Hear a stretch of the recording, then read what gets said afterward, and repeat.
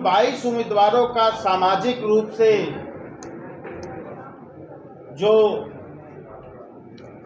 किन किन समाज से कौन कौन उनके प्रत्याशी आते हैं, चूंकि सामाजिक न्याय और A to Z की पार्टी होने का दावा करते रहे हैं राष्ट्रीय जनता दल के नेता और नेता प्रतिपक्ष भाई तेजस्वी प्रसाद यादव जी, तो आज हम लोगों ने तय किया कि राष्ट्रीय जनता दल ने जिन 22 उम्मीदवारों के नामों का ऐलान किया है उसमें सामाजिक हमारे पार्टी के माननीय प्रवक्ता श्री अरविंद निषाद जी को सुना कि किस तरह से विपक्ष राष्ट्रीय जनता दल अति पिछड़ा समाज की हकमारी करता आ रहा था और इस बार के भी लोकसभा चुनाव में इसने जो संख्या है इनकी 22 में इन्होंने 2 टिकट दिया है। किस तरह से हकमारी की है अति पिछड़ा समाज के लोगों की। हमारे माननीय नेता श्री नीतीश कुमार जी ने शुरू से अपने संसदीय जीवन में जितना भी उनका संसदीय जीवन रहा है और टिल टुडे आज तक उन्होंने न्याय के साथ सबका विकास की जो उन्होंने बात की है उसको उन्होंने 100% स्थापित किया है और 100% लागू किया है। और इसका सबसे बड़ा एग्जाम्पल बहुत सारा रहा है, लेकिन अभी वर्तमान की लोकसभा में हम बात करें तो एनडीए गठबंधन में हम लोग 16 सीट पे चुनाव लड़ रहे हैं, जनता दल यूनाइटेड। उसमें हम 16 में हमने 4 अति पिछड़ा समाज के लोगों को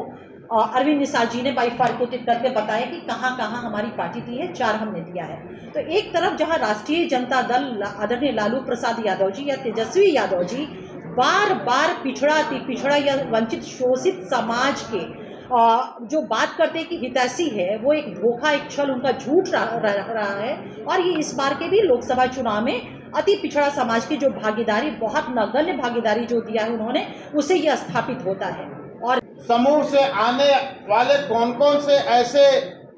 व्यक्तियों को उन्होंने प्रत्याशी बनाया है, इस संदर्भ में विस्तार से हम आपसे चर्चा करने के लिए आज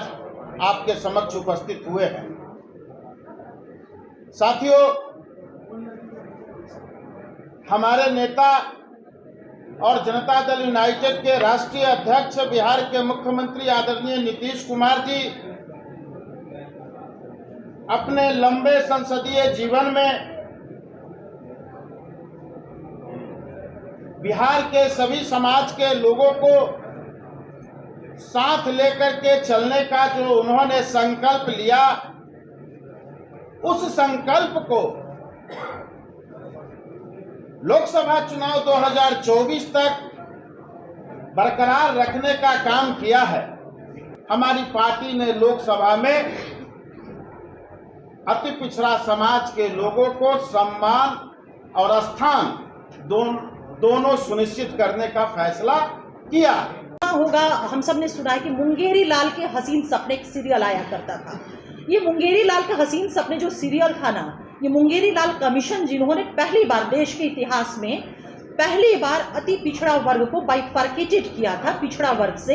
ये वो लोग थे जिनकी स्थिति बहुत ही सामाजिक, शैक्षणिक, आर्थिक और सामाजिक दृष्टिकोण से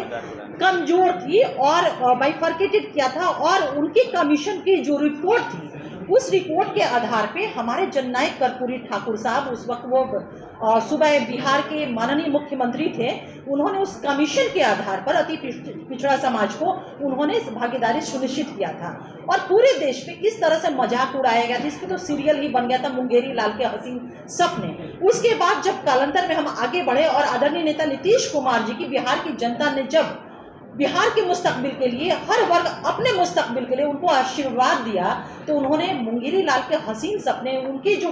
रिकमेंडेशन थे जिसको मजाक उड़ाया गया था हसीन सपने कह करके, हमारे नेता नीतीश कुमार जी ने उन सपनों को भी साकार किया। और इस देश में पहला ये बिहार बना जो पंचायती स्तर पे या हर स्तर पे अति पिछड़ा समाज को बाइफार्केशन भी किया गया और उनको उनका अधिकार भी सुनिश्चित किया गया। तो ये जातीय नरसंहार करते रहे, लेकिन अब ये पिछड़े अति पिछड़े शोषित वंचित समाज के लोगों की